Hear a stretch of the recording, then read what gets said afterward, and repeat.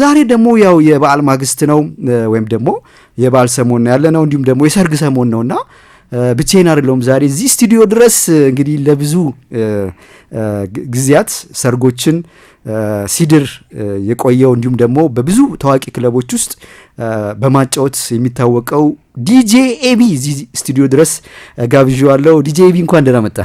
እንኳን ደህና ቆየ ዳኒ፣ አመሰግናለሁ ስለጋበዛችሁኝ። እኛም ስለመጣህ ደስ ብሎናል። በዚህ አጋጣሚ ስላገኘው ያው ቴክኖሎጂው የማይገባበት የለም ወደ ሙዚቃውም ይገባልና እንደው ለማያውቁ አድማጮቻችን ዲጄ ኤቢ ማን ነው ቢሉ ማን ነው የምትላቸው?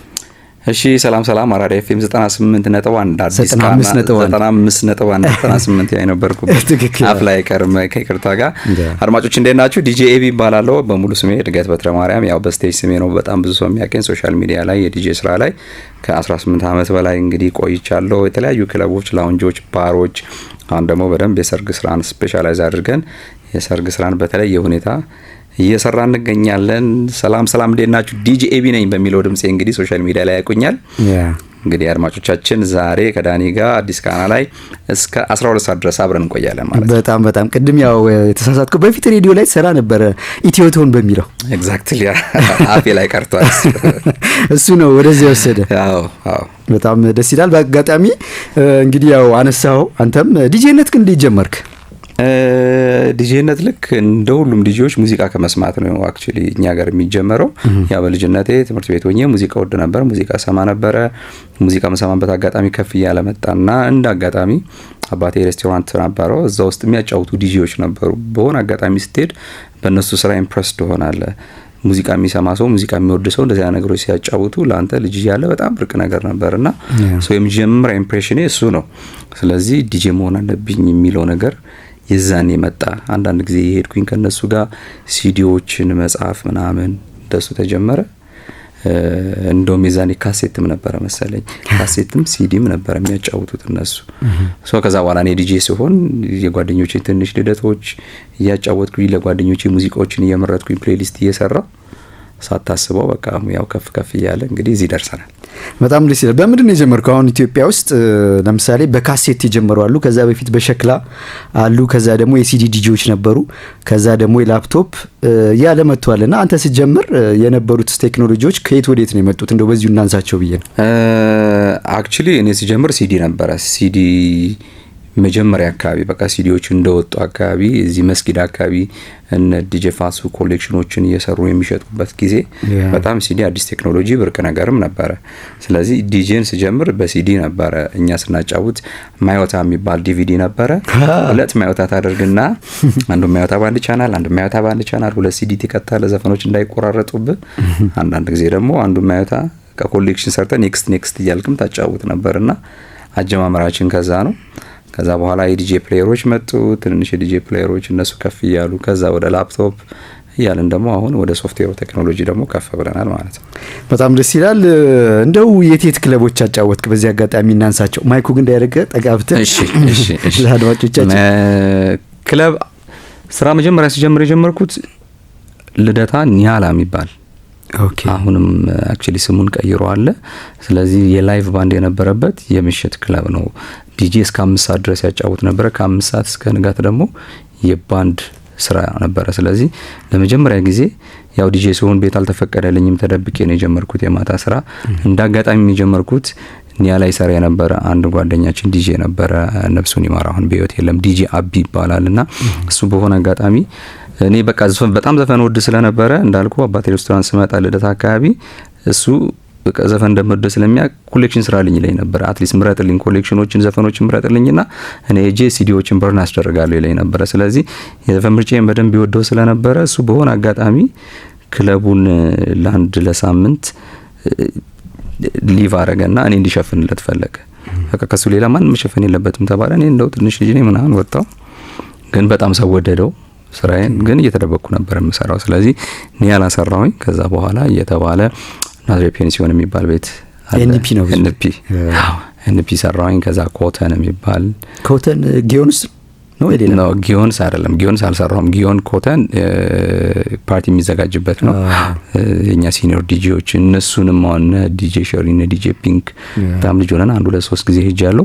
አንድም እዛ ሲያጫውቱ ክለብ ሲያጫውቱ ዴይ ፓርቲ ሲያጫውቱ ስታይ በጣም ኢምፕረስድ ሆን ነበር። የዛኔ ዲጄ ማለት ለኛ ሙዚቃ ለምንወድና ዲጄ መሆን ለምንፈልግ ሌላ ታሪክ ስለነበረ የነሱም ኢምፕሬሽን ነበረ። ከዛ እየተባለ እነ ጆሪባል እነ ችቶን ኤቪ ክለብ እየተባለ እንግዲህ በመሀል ትንሽ ጊዜ ያጫወትኩባቸው ብዙ ቤቶች አሉ፣ ባሮች፣ ላውንጆችም አሉ። እነዚህ ማስታወስ ይቻላል። በተለይ ደግሞ ኤችቶ ላይ በጣም እንደውም ቅጽል ስም ሁሉ ነበረ ዲጄቢ ሲባል ዲጄቢ ኤችቶ ይባል ነበርና ኤግዛክትሊ የዛ ቫይቡን ታስታውሳለህ? ዲጄቢ ኤችቶ አሁንም ጓደኞቼ ሌሎችም ዲጄቢዎች አሉ። ያው በአብሪቬሽን በስም ሌሎች ዲጄቢዎች ስላሉ አንዳንድ ጓደኞቼ ዲጄቢ ኤችቶ የሚለውን እስካሁን ድረስ የሚጠቀሙበታል።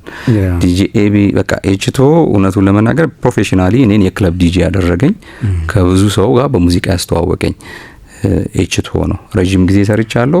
በጣም ፕሮፌሽናሊ የክለብ ዲጄ ሆኜ ኤችቶ በጣም ትልቅ ክለብ ነበረ። ከውጭ ሀገር ብዙ ዲጄዎች ይመጡ ነበረ። ከነሱ ጋር መስራት ብዙ አጋጣሚ አግኝቻለሁ። ኢትዮጵያውያን ሆነው በውጭ በአውሮፓ በአሜሪካ ያሉ ብዙ ዲጄዎች መጥተዋል። ከነሱ ጋር ብዙ ናይቶችን ፐርፎርም አድርጌያለሁ። ስለዚህ የተወሰኑ አመታትን ኤችቶ አክቹሊ በቃ ከኤችቶ በኋላ ኤቪ ክለብ ነው ለተወሰነ ጊዜ ከሮፍናን በኋላ ከቨር አድርጌ የሰራው። ከዛ በኋላ ኮምፕሊትሊ ወደ ሰርግ ዲጄነት መጣሁ። ሮፍናን እንደውም ስታነሳ ጆሊ ላይ ብዙ ሰርታችኋልና ሮፍናንም እንደውም አንድ ኢንተርቪው ላይ በቅርቡ ምን ብሏል? ዲጄ ኤቢ የሰርጉን እና ሌሎቹ ነገሮች ቀይሮታል እያለ ነበርና ኤችቶን ካነሳን እስኪ ከሮፍናን ጋርስ የነበራችሁ እንዴት ነበር ጆሊ ላይ? አክቹሊ እኔ ከሮፍናን ጋር ጆሊ አይደለም የምተዋወቀው። ከሮፍናን ጋር ገና ልጅ ሆነን ሮፍናን ዲጄ ሳይሆን ጀስት ቤድሩም ዲጄ እያለ ሮፍናን ላፕቶፕ ላይ ኤፍኤል ስቱዲዮ የሚባል ሶፍትዌር ጭኖ እንደውም ለኔም ልደታ ትንሽዬ እንደዚሁ ኮምፒውተር ዴስክቶፕ ነበረችኝ እሱ ጭኖልኝ። በጣም ኤፍኤል ስቱዲዮ ማለት እሱን ለማጥናት እሱን ስፔሻላይዝ ለማድረግ እሱን ማስተር ለማድረግ በጣም ፓሽኔትድ መሆን አለብህ፣ ዋጋ መክፈል አለብህ። ሮፍናን የዛን ጊዜ የከፈለው ዋጋ ነው አሁን እየከፈለው ያለው። እኔ ሪሜምበር አስታውሳለሁ ከጧት ጀምሮ እስከ ማታ ድረስ አርጋው ላይ እሷን ኤፍኤል ስቱዲዮ እያጠና ረጅም ጊዜ ቆይ ነበር። ረጅም ሰዓት ላፕቶፕ ላይ እኛ ትግስት የለንም ነበር። በቃ የሲዲ ዲጂዎች ነን። ኤፍኤል ስቱዲዮን የተወሰነ ነገር ነካ እናደርጋለን። በጣም ብዙ ነገር ብዙ ዲቴይሎች ስላሉት ትተነው በቃ እኛ ክለብ። ስለዚህ ሮፍናን ከዛ ሚክሶችን መስራት ጀመረ። ሚክሶችን ኮሌክሽን አድርጎ ማውጣት ጀመረ። በሱ ስራ ኢምፕሬስድ መሆን ጀመርን። ስለዚህ ሮፍናን እና የኔ ትውውቅ የረጅም ጊዜ ነው። ከዛ በፊት ከዛ እንዳጋጣሚ እሱ በቃ ክለቦች መስራት ጀመረ። ጆሊ ባር መጣ። ጆሊ ባር እንደውም እኔ ከሰራው በኋላ እኔ ስወጣ ነው እሱ ጆሊ ባር የገባው። ሮፍናን ጆሊ ባር ሲገባ ሌላ ታሪክ፣ የሙዚቃው ነገር ሌላ ታሪክ ሆነ። በጣም የሚገርም ቫይብ ነበረው፣ የሚገርም ተች ነበረው። ከዛ ኤችቶ መቋጫውታል ሮፍናን። እኔ ከጆሊ ባር ኤችቶ መጣሁኝ። ኤችቶ የተለያዩ ዲጂዎች ነበሩ።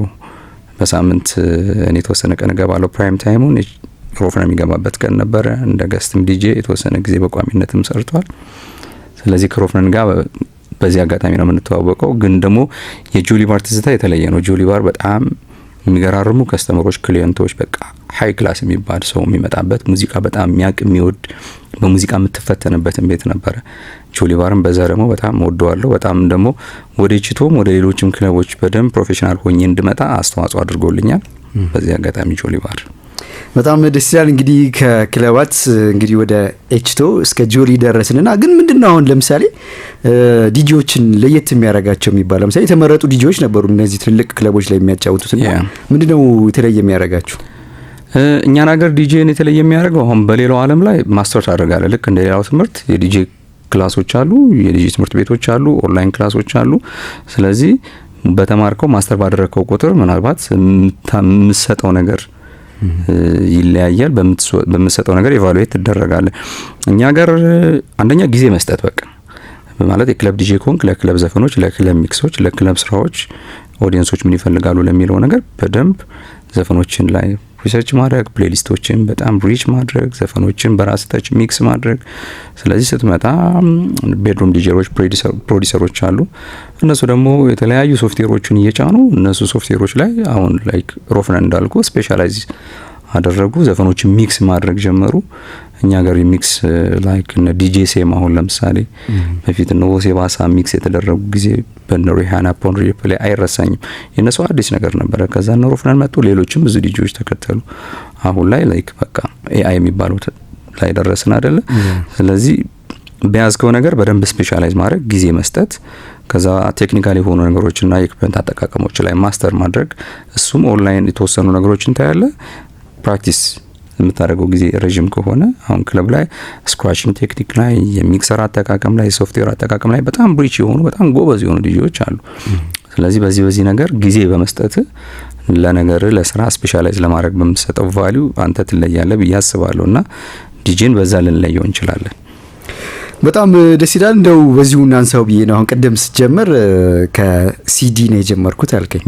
ስለ በርንም እያወራ ነበር። በዛ ዘመን እንደውም በርን ተደረገብን ምናምን የሚሉ ነበሩና ስክራችም ሊያጋጥም ይችላል ምናምን። ከዛ በኋላ እንግዲህ ያው ትልልቅ ቤቶች ስትሰራ ብዙ አይነት ሚክሰሮች ተጠቅማ እንደ ቴክኖሎጂው ምን አይነት ይገርሙ ነበር። አሁን ከጀመርክበት እስከመጣህበት እንደየቤቶቹ ምን አይነት ማጫወቻዎች ነበሩ? እንደው የተለየ ነገሮች አሉ? እንዳልኩ ነው። አሁን ለምሳሌ ክለቤችቶ ስንሰራ ክለቤችቶ በጣም እንግዲህ በሀገራችን ትልቁ ክለብ ስለነበረ በኢንቨስትመንት ደረጃም ብዙ ብር የወጣበት ክለብ ነበረ። ሲዲጄ ኔክሰስ 1000 የሚባል የመጨረሻ እኛ በዛ ዘመን ስንሰራ በዛው አመት የወጣ በጣም ኤክስፔንሲቭ የሆነ ፕሌየር ነበረ። ሶ እሱን ስናጫውት የነበረው ኦፍ ኮርስ ከሶፍትዌር ጋር ኢንተግሬት የሆነ ሴራቶ ከሚባል ሶፍትዌር ጋር ኢንተግሬት የሆነ ነው። የዛኔ ምናልባት ሴራቶን ጀስት ላይቭ ሳይሆን ስክራች ላይቭ የሚባል ደግሞ የሴራቶ ሶፍትዌር እንትን ሲዲ አለ። እሱን እዛው ሲዲጄ ውስጥ ከተ ግን በሶፍትዌር ነው ኦርደር የምታደርገው። ሲዲ አትከትም፣ ዘፈኖችን ድሮፕ ታደርጋለህ ግን ኢኩፕመንቱን በደንብ እየተጠቀምክ ትሰራለህ። አሁን ፓዮኒር የተለያዩ ሞዴሎች አሉ። ኦፍ ኮርስ አሁን እኛ ጋር ብዙ ጊዜ ዲጄዎች መግዛት የማይችሉበት አጋጣሚ ኤክስፔንሲቭ ነው። ከዛ እንኳን አፎርድ አድርገው መግዛት ቢችሉ እዚህ ሀገር በጣም ቀረጥ በጣም ብዙ ነው የዲጄ ማጫወቻ እንጂ አሁን የዲጄ ቴክኖሎጂ በተለያዩ በተለይ ደግሞ ፓዮኒር በሚባለው የዲጄ ማጫወቻ ደረጃ ቴክኖሎጂው ከፍ ብሏል። አሁን ደግሞ እሱ ደግሞ እያለፈ ለቀጣይ አመታት ደግሞ ወደ ኤአይ ቴክኖሎጂ እንሄዳለን። ሶ ያንተን የዳኒን የሙዚቃ ኢንትረስት ስካን ያደርጋል። የሆነ ክለብ አንድ ክለብ ስትገባ የኔን የሙዚቃ ኢንትረስት ስካን ያደርጋል።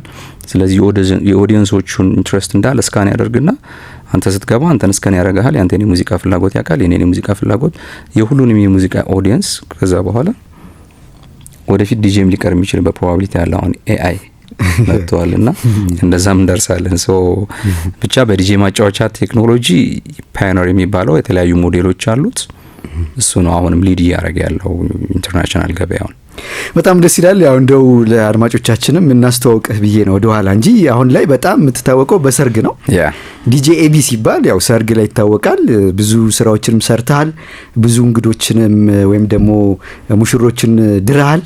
ብዙ ታሪኮች አሉትና እንደው ከመሸጋገሪያ በኋላ ተመልሰን ብንገናኝስ ወደዛ ለማለት በጣም ደስ ይላል። የተከበራችሁ አድማጮቻችን ፕሮግራሙ አዲስ ቃና ነው። የምንገኘው አራዳ ኤፍኤም 95.1 ላይ ነው። ከማል ካሳንቺስ ከአራዶቹ መንደር በ95.1 ሜጋሄርዝ በኤፍኤም ስርጭት በያላችሁበት አለን። ዛሬ ደግሞ እስኪ እንደው የበዓል ማግስትም ስለሆነ የሰርግ ሰሞኑም ያው መጀመሪያው ተጀምሯልና የሰርጉን በዲጄነት እንግዲህ ብዙ ስራ የሰራውን ዲጄ ኤቢን ብዙ ታሪክ አለው እዚህ ስቱዲዮ ድረስ ጋብጆ አብሮን ቆይታ እያደረገ ይገኛል። ካፍታ መሸጋገሪያ በኋላ ተመልሰን እንገናኛለን። አብራችኑ ነው።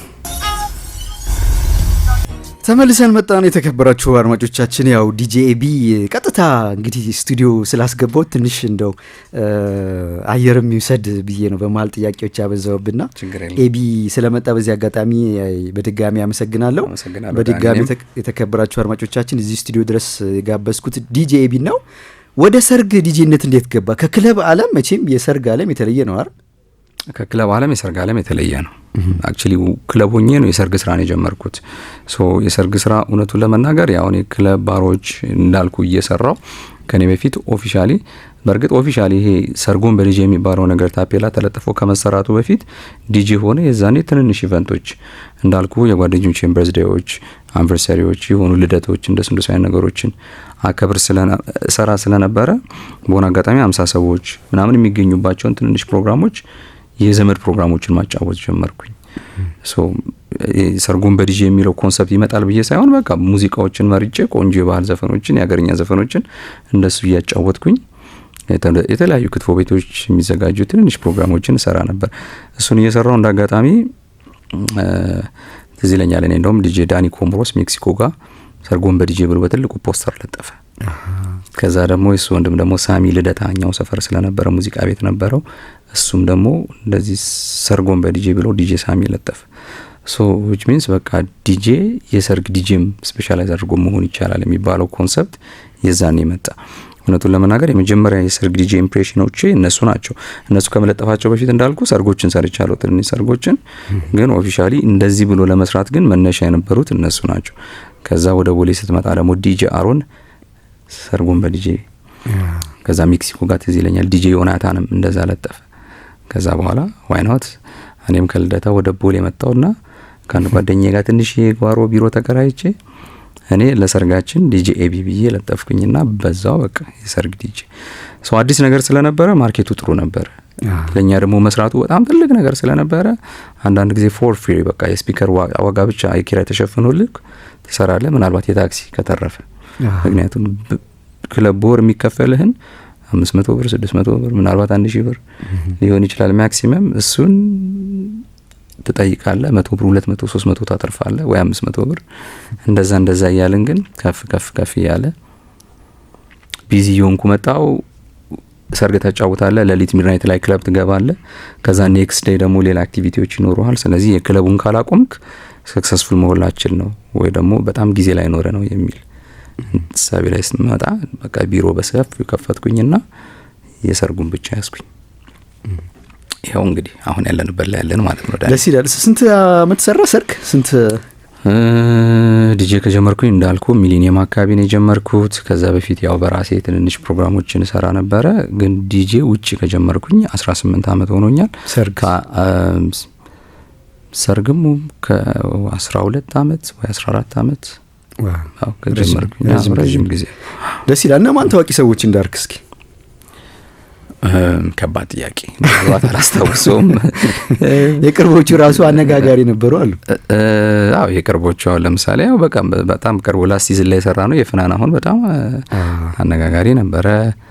ከዛ በፊት ብዙ ሶሻል ሚዲያ ላይ ያሉ ታዋቂ ሰዎችን ሰርቻለሁ።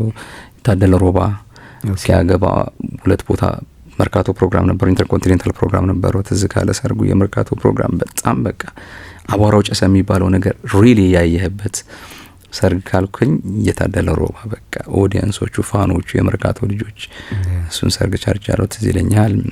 የመቅደስ ጸጋዬ ሰርግ እሱ ትዝ ይለኛል። እሱም በቃም ቲፒካል ክሬቲቪቲ ያለው አዳዲስ ነገሮች ባህላዊ የሆኑ ነገሮች የታዩበት ኢስት ዌስት አዳራሽ እሱም።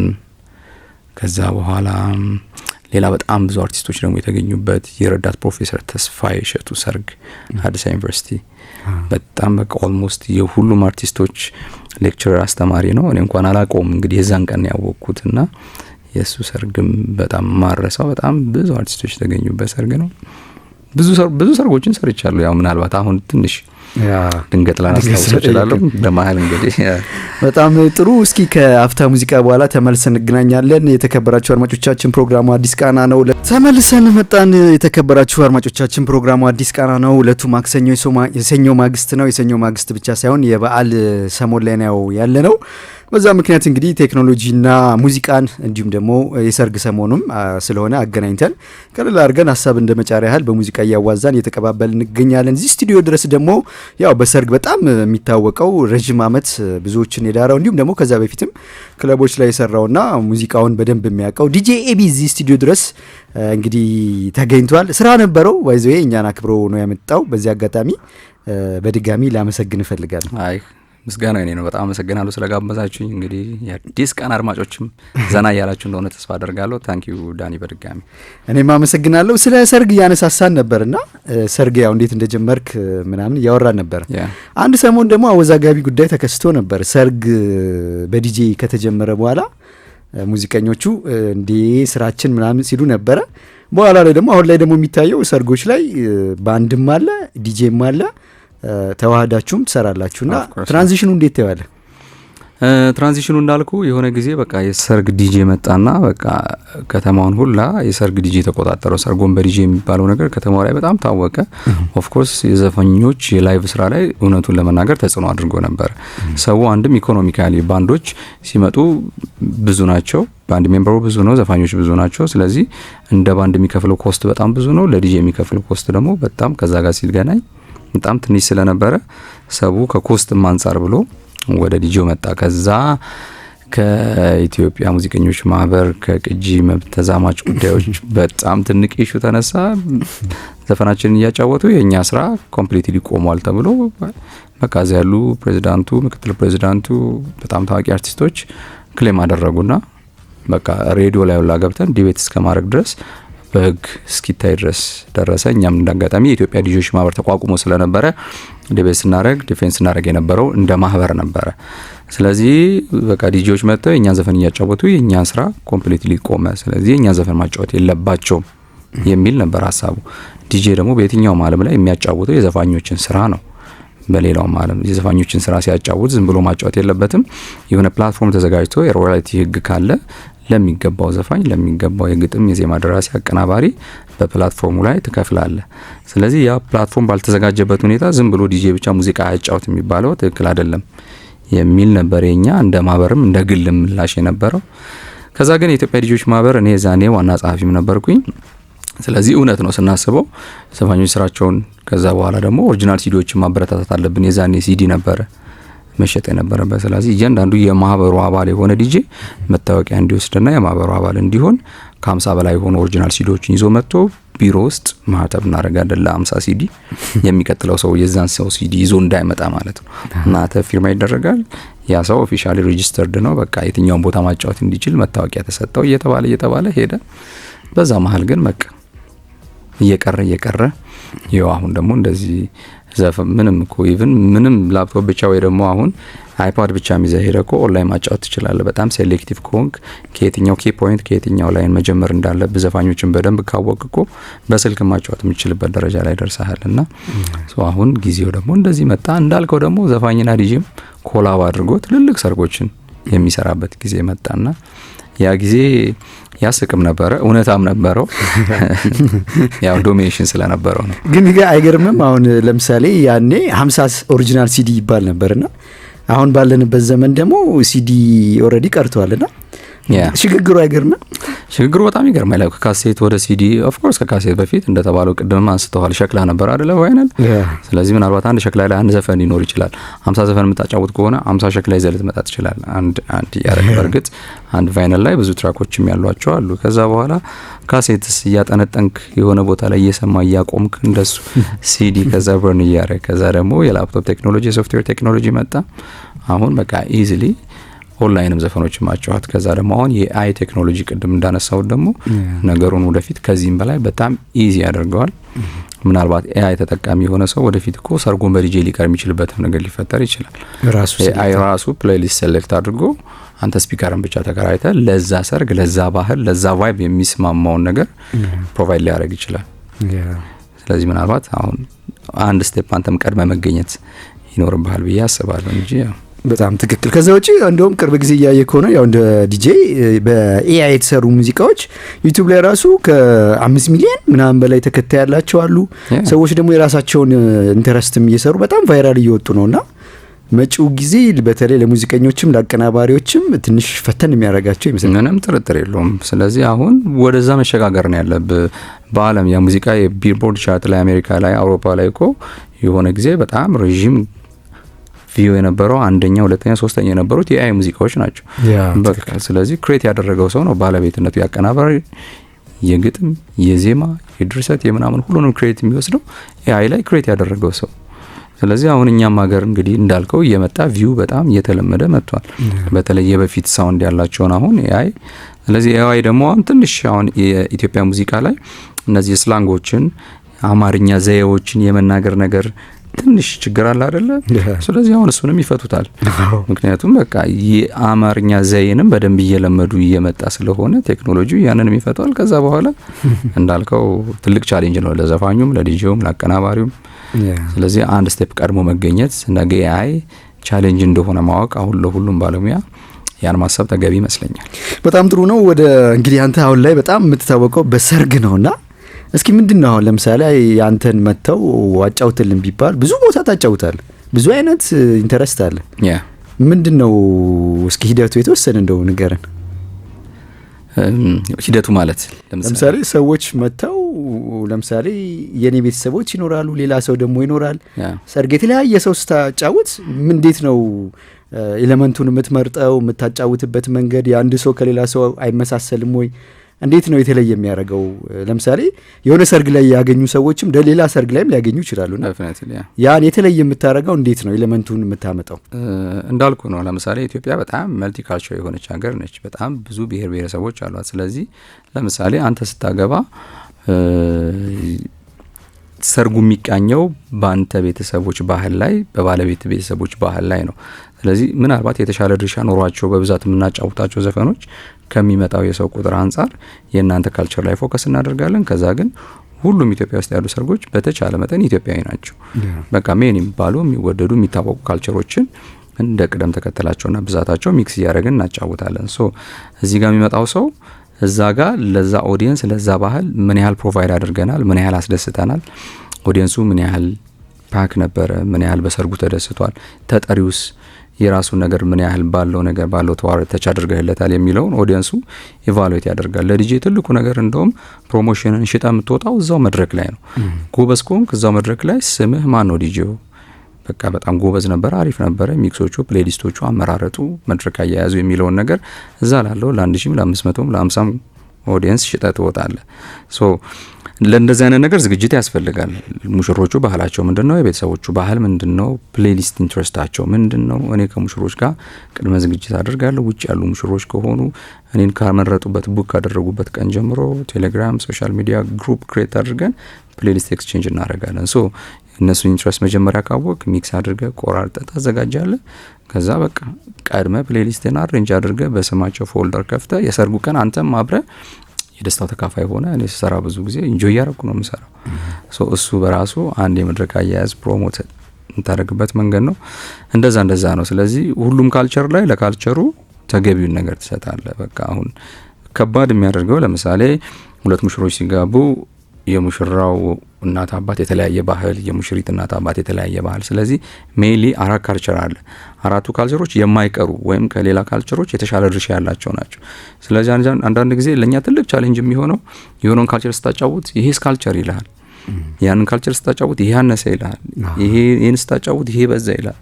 ስለዚህ ያንን በተቻለ መጠን አንተን ራስን ፕሮሞት ለማድረግና እዛ ኦዲየንሱ በደንብ እንዲደንስ ብቻ ሳይሆን አንተ የምታጫውተው አንተ የምትሰራው ባላንሲንግ ለሙሽሮች በራሱ ትልቅ አስተዋጽኦ አለው። የሙሽሮች ቤተሰቦች በዚህ ጉዳይ ላይ ኢሹ እንዳያነሱም ትልቅ አስተዋጽኦ አለው።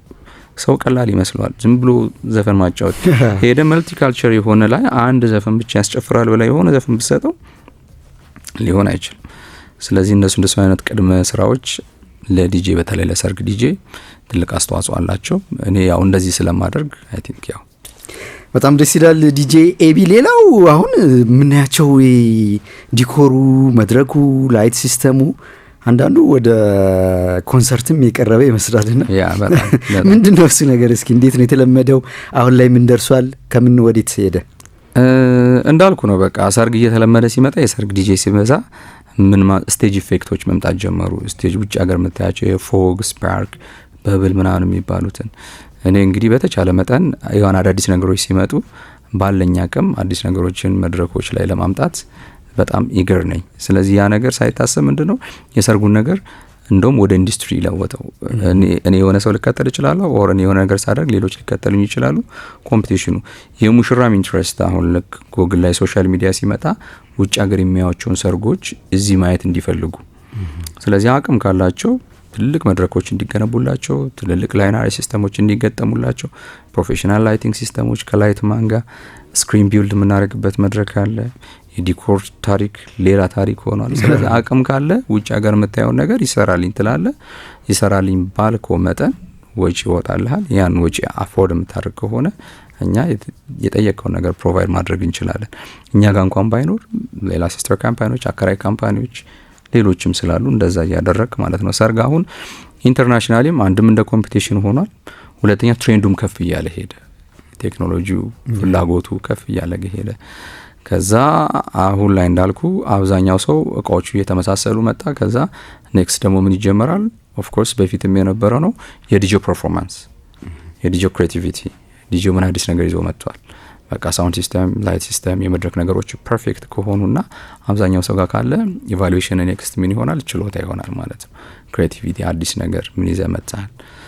እንደሱ ደግሞ ኔክስት ኢቫሉዌት የምንደረግበት ነገር ይመስለኛል። በጣም ጥሩ ነው። ስለ ሰርግ ስታነሳ ቅድም እንዳልኩት ሮፍናን ያው ወዳጅህም ጓደኛም ረጅም ጊዜ ብዙ ቦታ አብራችሁ የሰራችሁ ናችሁና አንድ ቃለ ምልልስ ላይ በቅርቡ እንዳየሁት ወደ ኢንዱስትሪ እየቀየሩ ካሉት ወጣቶች መካከል ዲጄ ቢ አንዱ ነው ብሎ አንተ መስክሩልሃል፣ ብዙ ሰዎችም ይመሰክሩልሃልና ባይዘዌ በጣም ዲሲፕሊንድ ከሆኑ ፕሮፌሽናሊዝምን ከሚከተሉ ዲጄዎች አንዱ ዲጄ ኤቢ ነው። ይህን ደግሞ እኔ ዛሬ 7-8 ዓመት አንድ ዲጄ ነበር የነገረኝና በጣም እንትን ላይ የለህም ሱስ ላይ ወይ ምናምን ላይ በቃ ራስን ጠብቀ ሙያውን ጠብቀ ነው የምትሰራውና እሱ ነገር እንዴት ነው? በዚህ አጋጣሚ ወጣቶችም ሊሰሙ ስለሚችሉ በያሉበት ዘርፍ ምን ትላለህ? የትኛው ሙያ ላይ ሆነ ዲሲፕሊን እንደመሆን ቫልዩ አለው። የትኛው ሙያ ላይ ዲጂም ላይ ሆነ የትኛውም ዓለም የትኛው ሙያ ላይ የትኛው ፕሮፌሽን ላይ ሆነ ዲሲፕሊን ኮንክ ቫልዩ አታደርጋለህ፣ ያለን ፕሮፌሽናሊዝም ከፍ ታደርጋለህ የሚል እምነት አለኝ። ስለዚህ ምናልባት ያው ዲሲፕሊን መሆንህ የሚመጣው ካስተዳደግ ቤተሰቦች ለአንተ ከከፈሉት ዋጋ ምናልባት ከጓደኞችም ሊሆን ይችላል። አመሰግናለሁ በዚህ አጋጣሚ ይሄን ስላልከኝና ኢንፎርሜሽን ስለሰጠኝ። ሶ እንደዛ መሆኔ አሁን ላለሁበት ሰክሰስ ትልቅ አስተዋጽኦ አለኝ ብዬ አስባለሁ። አንዳንድ ጊዜ ለስራ ብቻ ዋጋ መስጠት አይደለም። እውነቱን ለመናገር ቴክኒካሊም በዘፈን በሚክሲንግ በችሎታ በጣም ከኔ በላይ ጎበዝ የሆኑ ሰርግም ላይ ክለብም ላይ ያሉ ዲጄዎች አሉ። ግን ደግሞ በጣም የሆነ ቦታ ላይ ጎበዝ ሆነ የሆነ ነገርህን የምትተው ከሆነ ሰው ብዙ ነገርህን ነው። ስፔሻሊ የሰርግ ላይ ስትመጣ ሰው ዲሲፕሊን ያህል ሪስፖንሲቢሊቲ ምን ያህል ነው የሚለውን ያህል። ምክንያቱም ሰርግ የአንድ ቀን ታሪክ ነው። ስለዚህ ከተበላሸ ሊመለስ የሚችልበት ፕሮባቢሊቲ ዜሮ ስለሆነ ሁሉ ነገርህን ነው የሚያየውና ከችሎታ ጋር አሁን ያልካቸው ነገሮች ለሁሉም ዲጄ ለሁሉም ወጣቶች በየትኛው ሙያ ላይ ላሉ ሰዎች መኖር አለበት የሚል እምነት አለኝ። ምክሬም ሀሳቤም እሱ ነው። በጣም ጥሩ ነው። ስለ ዲጂታል ፕሬዘንስ ወይም ደግሞ ዲጂታል ላይ ሰዎች እንደ ብራንድ ይጠቀማሉና በጣም አሁን ሶሻል ሚዲያን ከሚጠቀሙ መካከል አንዱ አንተ ነህ እንደ ዲጄ እና ኦልሞስት ወደ 400,000 የሚቆጠር ተከታይ አለ ቲክቶክ ላይ እንኳን ከ8 ሚሊዮን በላይ ደግሞ ውድድ ተደርጋልና ስለ ዲጂታል ሚዲያው ምን ጠቀመህ እንደው ለአድማጮቻችንም እንደው በዚሁ አጋጣሚ ብታካፈልልን። ዲጂታል ሚዲያ በጣም አሪፍ ነው። ስራህን ለማስተዋወቅ ማንነትህን የምትሰራው ነገር ዴሊቨር የምታደርገውን ፖዚቲቭ ነገር ለማስተዋወቅ ዲጂታል ሚዲያ በጣም ቆንጆ ነው። እንዳልኩ እኔ ሆን ያህል ሬዲዮ ላይ ክለብ ላይ ስም ዝና ጉብዝና ነበረኝ። ልክ ሶሻል ሚዲያ ቲክቶክን ኢንቴንሲቭሊ መጠቀም ከጀመርኩ በኋላ ደግሞ እንደ አዲስ የማያቀኝ ሰው የተለያየ ዓለም ያለ ሰው እንደ አዲስ ዲጄ የሚለው ነገር መጣ። ስራዬን ፕሮሞት አደረኩኝ። የኔ ስራዬን ፕሮሞት ማድረግ የሰርግ ነገሮችን ሶሻል ሚዲያ ላይ ድሮፕ ማድረግ ኢንዱስትሪውንም ከፍ ያደረገ አዳዲስ ኮምፒታንቶችን አዳዲስ ልጆችን የሰርግ ዲጄ መሆን የሚፈልጉ ልጆች እንዲበዙ አድርጓል። ስለዚህ ዲጂታል ሚዲያ ስትጠቀም ባንተ ስራ ዙሪያ ያሉ ሰዎችም ኢምፕሬስድ እንዲሆኑ እንዲሳቡ ወደዛ ሙያ እንዲመጡ ትልቅ አስተዋጽኦ አለው። ላንተም ስራ ትልቅ አስተዋጽኦ አለው። ዲጂታል ሚዲያ ሶሻል ሚዲያ ቲክቶክ፣ ኢንስታግራም፣ ፌስቡክ ሁሉም ፕላትፎርሞችን በአግባቡ ከተጠቀምካቸው አንተ ከኔ በላይ ስለ ዲጂታል ሚዲያ ሞር ታውቃለህና ምንም ጥርጥር የለውም። በዛው ደግሞ ተቃራኒ ዲጂታል ሚዲያን በአግባቡ ካልተጠቀምከው ደግሞ በጣም ትልቁ ቻሌንጅ ጊዜህን በጣም ይወስዳል፣ በጣም ያታልልሃል። በቃ ሶሻል ሚዲያ እኛ ቲክቶክ ፖስት ለማድረግ አንድ ቪዲዮ ፖስት ለማድረግ 2 ትከፍትና 30 ደቂቃ ምናልባት 1 ሰዓት በቃ ዊዝ ኖ ሪዝን ስክሮል እያደረግ ትቆያለህ። አንዳንድ ጊዜ ሰዎች ምንም ላይ ተጠቀሙበት ለማየት ብቻ ዲጂታል ሚዲያ ላይ ሶሻል ሚዲያ ላይ ጊዜያቸውን ያጠፋሉ። እሱ ደግሞ ምንም ካልተጠቀምክበት አግባብ አይደለም። ኢንፎርሜሽን ማየት ካለብህ ኢንፎርሜሽኖችን ሴሌክት አድርገህ አይተህ ወደ ስራ ወደ ህይወት ወደ ቁም ነገር ብትሄድ ጥሩ ነውና አጠቃቀም ወሳኝነት አለው የሚል እምነት አለኝ። እኔ ተጠቅሜበታለሁ። በጣም ጥሩ ነው። ወደ ክለብ ትመለሳለህ? እኔ ኔቨር አለፈ በቃ ሰርግ ላይ አለፈ። አሁን በሄድም አልችልም። ቴክኒካሊ በጣም ሪች ሆነዋል፣ በልጠውኛል። የሙዚቃ መሳሪያ አጠቃቀማውን ያሉ ዲጆች ዴር በጣም አሜዚንግ ሲሄድን ይገረማለሁ። ስክራች ቴክኒካቸው በቃ በፊትኛ ዩቲዩብ ላይ ሶሻል ሚዲያ ላይ የምታያቸው አሁን ክለብ ላይ በጣም አሜዚንግ ናቸው። ስለዚህ ፕሌሊስቶቹ ኢንተርናሽናል ሙዚቃዎች ሪች አይደለውም። አሁን ላይ ዘፋኞቹንም አላቅም። አሁን የሰርግ ስራ ላይ ስለሆንኩ ያለሁት ስለዚህ ወደ ክለብ አልመለስም። በጣም ጥሩ ነው። ሌላው ኤቢ እንግዲህ ያው ሰዓታችን የሚሄደ ስለሆነ ለወጣቶች ምን ትላለህ? አሁን መቼም ዲጄነትም ትልቅ እንጀራ ነው። ሌላው ዓለም ላይ እንደውም የግል ጀት ያላቸው በጣም ብዙ ነገር ተከፍሏቸው የሚሰሩ ትልልቅ ዲጄዎች አሉና እንግዲህ አንተ ያው በፍቅር የጀመርክበትን ቅድም እየነገርከን ነበረ። አሁን የሚመጡ ወጣቶች ዲጄ መሆን ቢፈልጉ እንደው ከምን ይጀምሩ? ምን እንደው ካንተ ካለፍክበት ምን የምትላቸው ነገር አለ? በጣም ብዙ ዲጄዎች ይደውሉልኛል፣ ሶሻል ሚዲያ ላይ ኮንታክት ያደርጉኛል። እንዴት ዲጄ መሆን አለብን? አሁን አንተ የጠየቀውን ጥያቄ ዲጄ ለመሆን ምን መንገድ መከተል አለብን? ስለዚህ እኔ ለየትኛውም ስራ ስፔሻሊ ዲጄ ለመሆን ከመውደድ ዲጄ ኤቢ ዲጄ ስለሆነና ሰክሰስፉል ስለሆነ ብቻ ሳይሆን ዳኒ ዲጄ ስለሆነና ሰክሰስፉል ስለሆነ ብቻ ሳይሆን ከመውደድ መነሳት አለባቸው። ስራውን መውደድ መቻል አለባቸው። ስራውን ከወደድከው ጊዜ መስጠት አለብህ። ጊዜ ከሰጠኸው ቴክኒካሊ በዘፈን በምናምን በጣም ሪች ትሆናለህ። ከዛ ሰክሰስፉል ትሆናለህ። አሁን ለመጀመር ሰክሰስፉል ለመሆን ብዙ ነገሮች ቀለዋል። ዲጂታል ቴክኖሎጂ ዘፈን ለማግኘት እንደ በፊቱ አይቸገሩም እና ስራውን ከመውደድ ለስራው ጊዜ ከመስጠት በደንብ ዲሲፕሊን ከመሆን ቢጀምሩ ከዛ ደግሞ ሶሻል ሚዲያ ላይ ጉግል ላይ ዩቲዩብ ላይ ዲጄ ለመሆን የሰርግ ዲጄ ለመሆን ምን ያስፈልጋል? አሁን ደግሞ ኤአይ በቃ how to be professional wedding ዲጄ ካልከው ሙሉ ቱቶሪያሎችን ያስቀምጥልሃል ፕሮፌሽናል ነገሮችን። ስለዚህ እንደዚህ ነገሮችን እያየ እኛ 10 ምናምን ዓመት 20 ዓመት ያጠፋነው ማጥፋት አይጠበቅባቸውም። በሁለት ዓመት በጣም የሰከሉ ጎበዝ ዲጄዎች መሆን ይችላሉ። ግን እንደ መነሻ ግን ስራውን ከመውደድ ፓሽኔትድ ከመሆን ለስራው ጊዜ ከመስጠት ከዛ ሚሽን ምንድነው፣ ቪዥን ምንድነው፣ መጨረሻ ምንድነው፣ ጎል ምንድነው የሚለውን ነገር ማወቅ አለባቸው። እነዚህን አውቀው ከተነሱ ፎር ሹር በጣም ገና ነው፣ ስራው አልተነካም። እኛ ሀገር ገና ወደፊት ደግሞ አዳዲስ ነገሮች እየመጡ ነው። ብዙ ጎበዝ ዲጄዎች ክሬት ይፈጠራሉ። አሪፍ መድረኮች ይኖራሉ። እንደ ቅድም እኛን እንግዲህ ተናናሾቻችንን አሲስት ለማድረግ የተለያዩ ፕላትፎርሞችን እያዘጋጀን ነው። የወደፊት እቅዳችን በጣም ጥሩ ነው። ዲጄ ኤቢ እዚህ ስቱዲዮ ድረስ በአዲስ ቃና ይገኛል። ካፍታ መሸጋገሪያ ሙዚቃ በኋላ ደግሞ ተመልሰን እንገናኝ ነው። በሙዚቃውም በሰርጉ ለረጅም ዓመት የሚታወቀው ዲጄ ኤቢ እንግዲህ ቴክኖሎጂን ወደ ኋላ እየመለስን እንዲሁም ደግሞ ከሙዚቃ ጋር እያዋዛን ልምዶቹንም ደግሞ ቀለል አድርገን እየተቀባበል እንገኛለን። ፕሮግራሙ አዲስ ቃና ነው። ጣቢያው ራዲዮ ኤፍኤም 95.1 ነው።